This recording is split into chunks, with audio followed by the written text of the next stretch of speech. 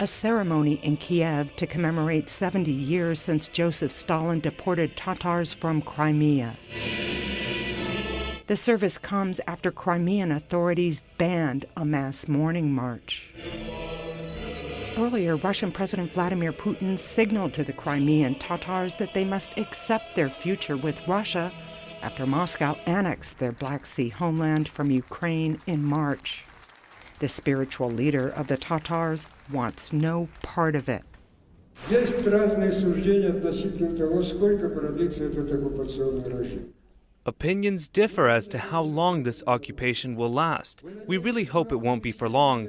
We hope that the efforts of the international community, together with the democratic forces of Ukraine, that we will shorten this occupation to the minimum.